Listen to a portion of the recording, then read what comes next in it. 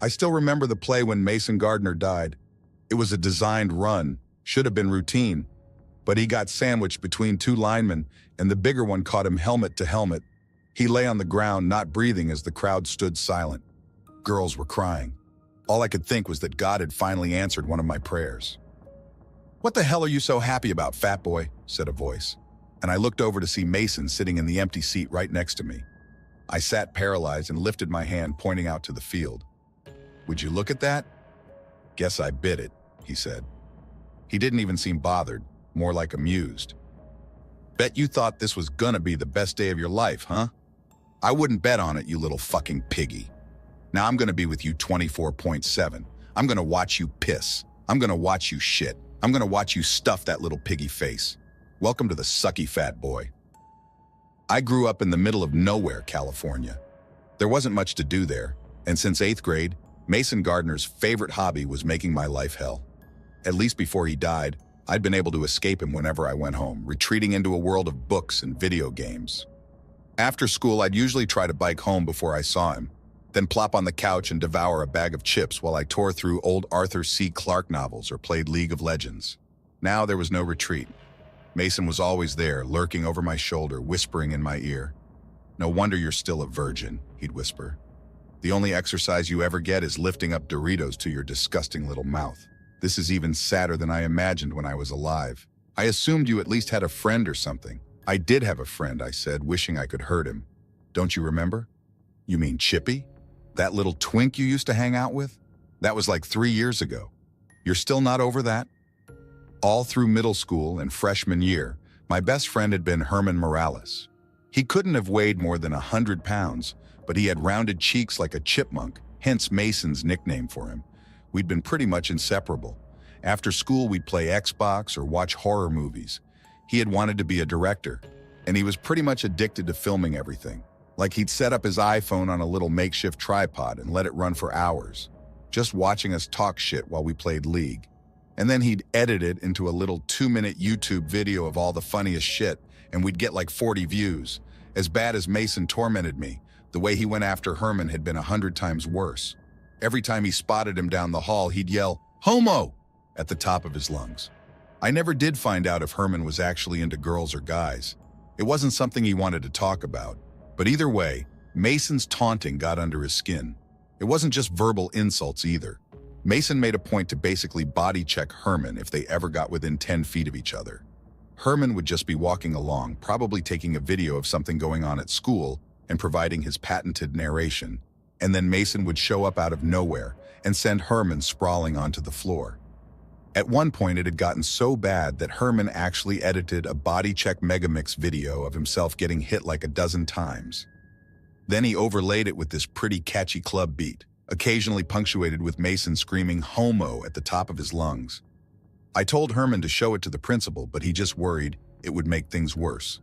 He posted it on YouTube and got like 10 views. And then one day I got a call from Herman's mom. I could tell she was crying, struggling to tell me something in her broken English.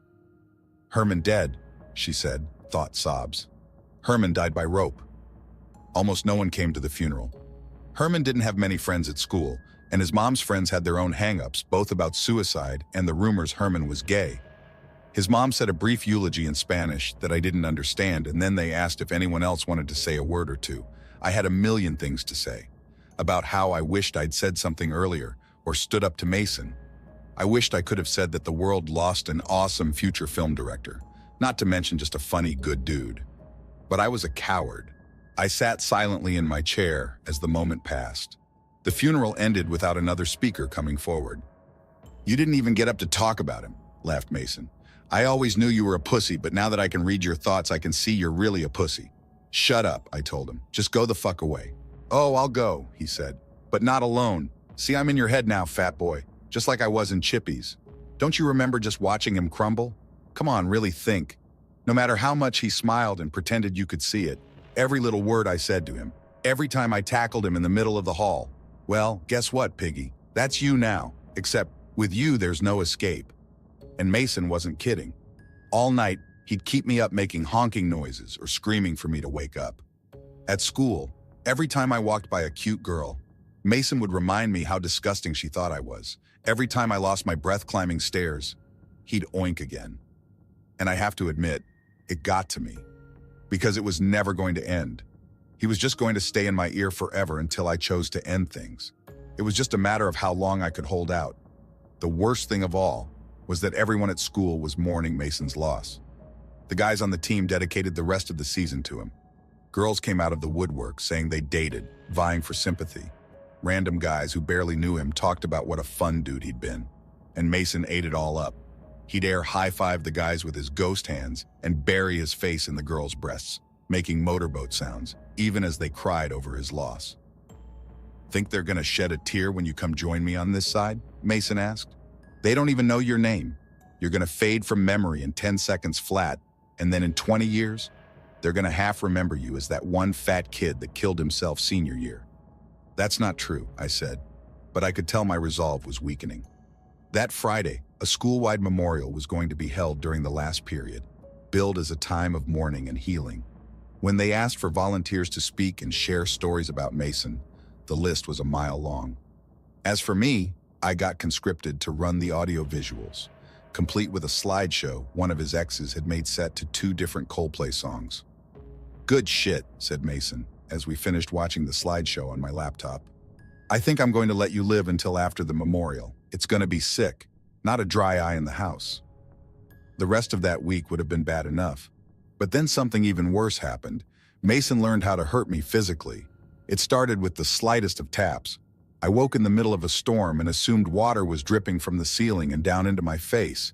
It wasn't until I opened my eyes that I saw Mason standing over me, flicking my nose with a calloused finger. "Got your nose, piggy," he whispered. From there, it got worse. I'd be walking down the hall at school, only to trip seemingly out of nowhere, my papers flying everywhere. Mason thought it was just about the funniest shit he'd ever seen. "Why'd I waste so much time tackling Chippy?" he asked. "You're way funnier when you fall. Chalk it up to life's regrets, I guess." Then as I was walking home, he tripped me right by a busy street, and I went tumbling into traffic. For a moment, my heart beat 200 beats a minute as I watched a minivan bear down on me. Then it swerved at the last second. I was alive.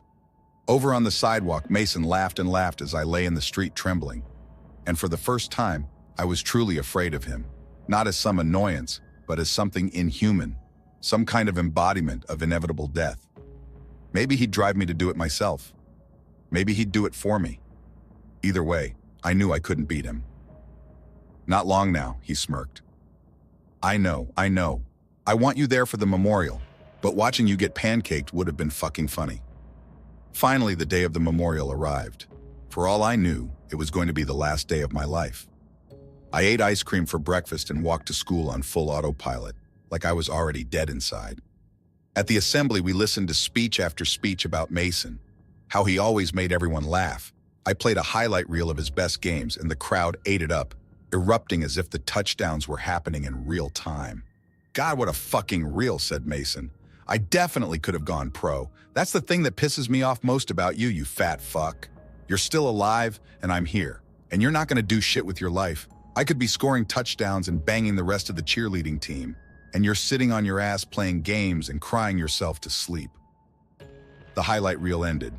It was time for the slideshow now, the capstone on Mason's glory. Mason beamed as the crowd grew silent. My hand hovered over the play button. "What are you waiting for, piggy? Play it." But I was too busy accessing my Google Drive and navigating to old videos. I'd kept Herman's work, you see, every last minute of it. I switched the mic in the booth to Liv and spoke.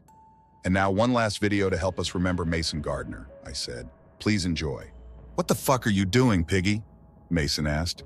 And for the first time since he'd materialized next to me in that football stadium, he looked surprised, maybe even scared. I hit play on the Body Check Megamix. A different kind of highlight reel played now. Herman's highlights. The crowd watched as Mason tackled poor Herman 24 times, screaming obscenities. Herman's catchy song played as we watched tackle after tackle, hit after hit. The crowd began to murmur and boo, but I just smiled. By the time the assistant principal ran into the booth to shut me down, it was too late. The video had played. Mason's legacy was sealed. For a second, everything was silent, and then I saw one small figure clapping in the back of the auditorium. He shot me a big toothy smile, and then he disappeared. Mason's eyes went wide as he realized who we'd just seen. Chippy? As it turned out, that was the last word Mason ever spoke. For some reason, from that day on, his voice didn't seem to work anymore. He was still there, a lurking presence, but it was like someone had pressed the mute button. I could tell he was screaming, shouting every epithet in the book. But nothing was getting through anymore. The last time I saw him was on the bus as it took me down to LA for college. He was sitting there next to me like usual, trying to yell, trying to flick at me with completely no effect. And then when we reached the county line, it was like he hit a wall. The bus kept going, but Mason was trapped in place. We moved forward as he sat in thin air, and before I knew it, he disappeared in the rearview mirror.